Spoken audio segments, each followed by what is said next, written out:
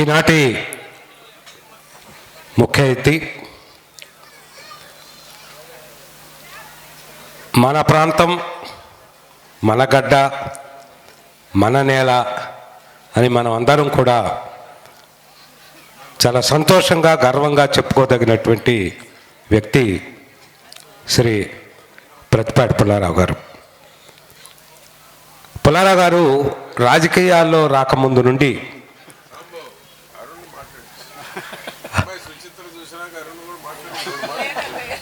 మాట్లాడిన తర్వాత ఉంది అంబేద్కర్ స్పీచ్ ఉంది. నాటక రంగాన్ని పుల్లారావు గారు ఎంతగానో పోషించేవారు. ఎందుకంటే ఆ రోజుల్లో కాకతీయ కళా పరిషత్, నాగపేరుపాలెం, మిట్టపాలెం, గణేశ్వరవారిపాలెం ఆ పరిషత్తులన్నిటికీ కూడా ఆర్థికంగా ఎంతో సహకారాన్ని అందించేవారు. ఇక అభివృద్ధి అంటే అక్షరాలలో దానికి ఒక నిదర్శనం, నిర్వచనం మన పుల్లారావు గారు. ఎంత ఎత్తుకు ఎదిగినా అందరి వాడుగా, అందరి మనిషిగా, చేదోడు వాదోడుగా ఉంటూ ఆప్యాయంగా, ఆత్మీయంగా పలకరిస్తూ సామాన్యులలో కూడా సామాన్యుడిలాగా కలిసిపోయి ఎటువంటి భేషజాలు, గర్వాలు, అహంకారాలు లేకుండా మామూలుగా వెనకటి మన మనిషిగా ఆయన ఉండటం అదొక అరుదైనటువంటి విషయం. అనంతవరానికి, పుల్లారావు గారికి, విశేషించి పాండురంగారావు గారి కుటుంబానికి పుల్లారావు గారికి ఎంతో ఆత్మీయమైనటువంటి సంబంధ బాంధవ్యాలు ఉన్నాయి. ఆయన ఈ ఊరిని ఒక సొంత ఊరుగానే భావిస్తూ ఉంటారు. గతంలో కూడా వేదిక మీద చెప్పడం జరిగింది.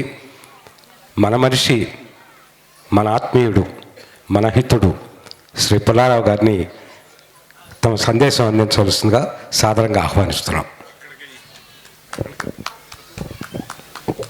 అందరికీ నమస్కారాలు.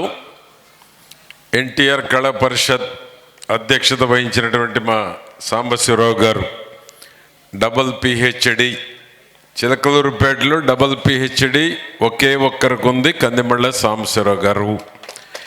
అంతటికి గొప్పవారు.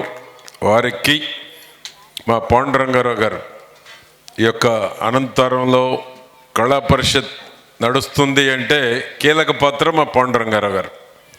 ఆ విధంగా వారు, వారి బ్రదర్సు, వారితో ఉన్నటువంటి కమిటీ సభ్యులు అందరికీ, తర్వాత మాకు ఆత్మీయుడు మా సురేష్ బాబు, మా అరుణ, అదేవిధంగా వీరయ్య చౌదరి గారు ఇటీవలే రాజకీయాల్లో మరి చూశారు మీరు. సుచిత్ర గారు రాజకీయాల్లో కొత్తగా వచ్చినా బాగా మాట్లాడారు. ఆ విధంగా వారికి, మా సినిమాల్లో చూస్తున్నారు రమణ గారిని, ఈ ప్రాంతంలో పరిచయం లేని వాళ్ళు లేరు రమణ గారికి. ఆ విధంగా మన నియోజకవర్గంలో గ్రామాల పేర్లన్నీ చెప్తున్నారు. సినిమాల్లో కూడా బాగా ఆకర్షింపబడేటువంటి విధంగా, ప్రేక్షకుల్ని మెప్పించేటువంటి విధంగా వారు నటన చూస్తున్నాం మనం. ఆ విధంగా వారికి ముందున్నటువంటి అనంతవరం చుట్టుపక్కల గ్రామాలు, ఈ కళా పరిషత్ మీద ఉన్నటువంటి మా లింగారావు పదపళ్ళు ఎక్కువ ఉన్నారు. అందరికీ పేరు పేరున, మీడియా మిత్రులు, జడ్జీలుగా ఉన్నటువంటి అందరికీ పేరు పేరున నమస్కారాలు. ఈరోజు ఎన్టీఆర్ కళా పరిషత్ అంటే ఒక వైబ్రేషన్. ముందు మా సుచిత్ర గారు చెప్పారు, ఎన్టీఆర్ పేరు చెప్తేనే ఒక వైబ్రేషన్ వస్తుంది. ఏ పార్టీలో ఉన్నా, ఎక్కడున్నా, ఎవరికైనా, ఏ కులమైనా, ఏ మతమైనా. అటువంటి పేరు చెప్తే ఆ యొక్క సంస్థకు కూడా విలువ పెరుగుతుంది. ఆ విధంగా ఎన్టీఆర్ సురేష్ బాబుని ఎంపిక చేశారు ఈ సంవత్సరం. అటువంటి అవార్డులకి మరి రమణ గారు చెప్పినట్టు మా సురేష్ ఈ కళా రంగాన్ని, నాటక రంగాన్ని పోషించాలని చూస్తున్నారు. జాతీయ స్థాయిలో కూడా కార్యక్రమం పెట్టారు రేపు ఫిబ్రవరిలో. ఎందుకంటే ఇవి వెనకబడిపోతూ ఉన్నాయి. టీవీలు వచ్చినాక, ఓటీటీలు వచ్చినాక సమయం దొరకటంలో ఎవరికి. ఇక్కడ కుర్చీలు కూడా నిండలేదంటే దానికి అదే ఉదాహరణ. ఇటువంటి కళా పరిషత్తులు జరిగేటప్పుడు గ్రామసీమల్లో బ్రహ్మాండంగా ఉండే ఆ టీవీలు, సీరియల్స్, ఓటీటీలు లేకపోతే ఇది మొత్తం నిండిపోయి నిలబడేవాళ్ళు. అటువంటిది ఈనాడు ఓటీటీలు వచ్చినాక రోజుకొక సీరియల్, రోజు ఒక్కొక్క అట్రాక్షన్, సమాజంలో జరుగుతున్న పరిస్థితులు, దాన్ని చూసుకుంటే వీటికి తగ్గుతూ ఉంది ఆదరణ. దాన్ని పోషించాలి, బతికించాలని మా సురేష్ బాబు గారు కంకణం కట్టుకున్నాడు. ఖర్చు పెడుతున్నాడు. ఏదో ఒక విధంగా దీనికి ఒక గుర్తింపు తేవాలి, ఇది కనుమరుగు అవ్వకూడదు అని. ఆ విధంగా కీలక పాత్ర పోషిస్తున్న మా సురేష్ బాబు గారు కానీ, సినీ రంగంలో ఉండి మా రమణ గారు కానీ, మన ప్రాంతం నుంచి డైరెక్టర్ అయి సూపర్ డైరెక్టర్ అయిపోయాడు. సూపర్ డూపర్ హిట్ అన్నది మా అనిల్ రావిపూడిని. మంచి సినిమా సంక్రాంతి పండుగకు అందించారు. అంటే మన ప్రాంతం ఎందుకు గొప్పది అనే దానికోసం ఇవన్నీ ఎగ్జాంపుల్స్ చెప్తున్నాను. మన పక్క గ్రామం అనిల్ రావిపూడి, చిరంజీవి గారితో బ్రహ్మాండంగా వెంకటేష్ గారితో తీసి పండగకు వచ్చిన అన్నిట్లో సూపర్ హిట్ అంటే శంకరవర ప్రసాద్. నిన్న వచ్చేళ్ళడా మా సాంబ ఎడ్ల పందాలకు కూడా రమ్మంటున్నాడు. రేపటి నుంచి ఎడ్ల పందాలు ఉన్నాయి. ఆయన మరి ఇప్పుడు సూపర్ డైరెక్టర్ అయ్యా, మరి ఆయనకి టైం ఉంటుందో ఉండదో అని చెప్పాను నేను. రేపు ఎన్టీఆర్ వర్ధంతి సందర్భంగా కూడా ఎడ్ల పందాలు పెడుతున్నాం. 18 నుంచి లోకేష్ బాబు బర్త్డే వరకు 23 వరకు 6 రోజులు ఒక పండుగ వాతావరణంలో పెడుతున్నాం. ఆ విధంగా ఏంటంటే ఇటువంటి నాటకాలు, నాటక పరిషత్తుల ద్వారా సమాజంలో ఒక మార్పు తేవాలి. ఎందుకంటే బంధాలు తగ్గిపోతూ ఉన్నాయి, కుటుంబ సంబంధాలు కూడా తగ్గిపోతూ ఉన్నాయి. చిన్నపిల్లలు కూడా తల్లిదండ్రులతో మాట్లాడే పరిస్థితి తగ్గిపోతూ ఉంది. సెల్ ఫోన్లో సరిపోతున్నారు వాళ్ళు కూడా. ఎందుకంటే ఆ ఎఫెక్షన్స్ ఎప్పుడైతే తగ్గుతాయో ఆ దుష్పరిణామాలు పెరిగి పెద్ద అయినా కూడా వచ్చేటువంటి ప్రమాదం ఉంది. అందుకనే నేను మా పుల్లయ్య ఉన్నాడు, మంచి ఇన్స్టిట్యూషన్లో ఎడ్యుకేషన్ చేశాడు. నిన్న ఒక ఎడ్యుకేషన్ నడిపే ఒక పెద్ద సంస్థ అని చెప్తున్నాడు, పిల్లలకు సెల్ ఫోన్ ఇవ్వకపోతే తల్లిదండ్రుల మీద ఎఫెక్షన్ పెరుగుతుంది. ఈ సెల్ ఫోన్ ఇవ్వటం వల్ల పిల్లల దారిలో ఉంటున్నారు. ఈ తల్లిదండ్రులు ఈ సీరియళ్ళు, ఓటీటీలు, లేకపోతే వీళ్ళ ఫోన్లో వీళ్ళు ఉంటున్నారు. ఎవరి దారి వాళ్ళదే. ఏమ్మా అవునా కాదా? అవునా కాదా? మీ పిల్లలు ఉన్నోళ్ళు చెప్పండి, అవునా కాదా? దాంతో ఏమవుతుంది? ఎఫెక్షన్ పోతుంది. మీ పిల్లలకు మీ మీద ఎఫెక్షన్ ఉండటం లేదు, మీకు కూడా వాళ్ళు దగ్గరకు రాకపోయేటప్పుడు వాళ్ళ మీద మీకు ఎఫెక్షన్ తగ్గుతూ ఉంది. ఇది సమాజంలో జరుగుతున్న పరిణామం, ఇది దుష్పరిణామం అన్నమాట. ఇది గతంలో చిన్నపిల్లలంటే 6, 7, 8 ఏళ్ళు వచ్చేదాకా ఎంతో ఆప్యాయంగా పెంచి పెద్ద చేసేవాళ్ళు. ఈరోజు మీ కంట్రోల్లో ఉండటం లేదు. సెల్ ఫోన్లకు పరిమితం అయిపోతూ ఉన్నారు. 3 ఏళ్ల నుంచి 2 ఏళ్ల నుంచి సెల్ ఫోన్ ఇస్తే ఇక వాళ్ళు గోల్ చేయకుండా వాళ్ళ పనిలో ఉండిపోతున్నారు. ఏమ్మా అరుణ అంతేనా? నీ మనవరాలు, నీ మనవడు అంతే, మా మనవరాలు కూడా అంతే. ఆ రకమైనటువంటి పరిస్థితుల నుంచి మనం మన వ్యవస్థని, కుటుంబ వ్యవస్థని, కుటుంబ సంబంధాలని పెంచుకోవాలంటే వ్యవస్థలో మార్పు రావాల్సిన అవసరం ఉంది. ఈరోజు సొంత ఫ్యామిలీలో కూడా సంతోషపడేవాళ్ళు లేరు. ఒక కుటుంబంలో ఒకరు బాగుంటే మిగతా వాళ్ళందరూ బాగున్నోడు ఒకటి అవుతున్నారు, బాగలేని వాళ్ళందరూ ఒకటి కలుస్తున్నారు. ఇది ఒక పెద్ద ప్రమాదం. ఒక కుటుంబంలో 50 మంది ఉంటారు, బంధువులు, అన్నదమ్ముల పిల్లలు, అక్కల చెల్లెల పిల్లలు. ఒక్కరు బాగుంటారనుకో ఆ కుటుంబం మొత్తంలో, ఆ బాగున్నోళ్ళు ఒక్కరు ఒకటైపోతున్నారు, మిగతా బాగలేని వాళ్ళందరూ ఒకటైపోతున్నారు. ఏం పుల్లయ్య అంతేనా? డబ్బును ప్రేమించే సమాజం తయారవుతూ ఉంది.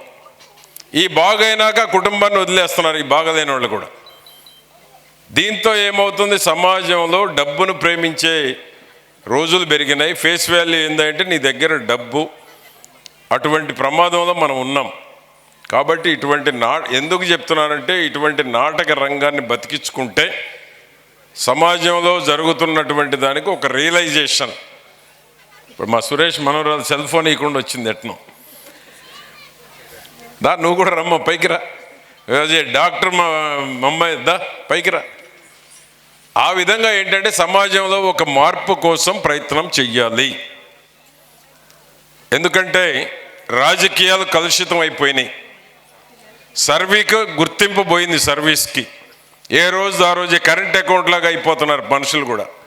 మా కాళిదాస్ చెప్పాలి, కమ్యూనిస్ట్ పార్టీలో ఉండి కాళిదాసు గారు సమాజంలో ఎటువంటి మార్పులు వస్తూ ఉన్నాయి, ఎటువంటి ఆలోచనలు వస్తూ ఉన్నాయి, ఎటువంటి స్వార్థం పెరిగిపోయింది, ఎటువంటి కష్టాన్ని గుర్తించేటువంటి రోజులు తగ్గిపోతూ ఉన్నాయి. ఏ రోజుకు ఆ రోజే అనేటువంటి పరిస్థితి వస్తూ ఉంది.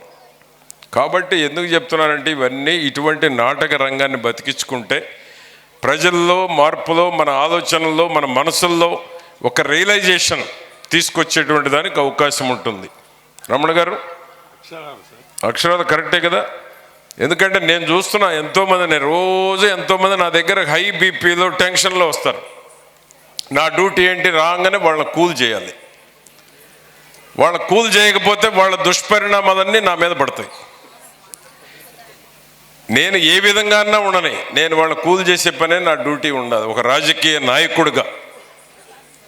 మా చంద్రబాబు గారు చెప్తూ ఉంటాడు ఎప్పుడు, నా దగ్గరికి ఎన్నో సమస్యలతో వస్తారు, నేను అన్ని బ్యాలెన్స్ చేసుకుంటూ పోవాలంటాడు.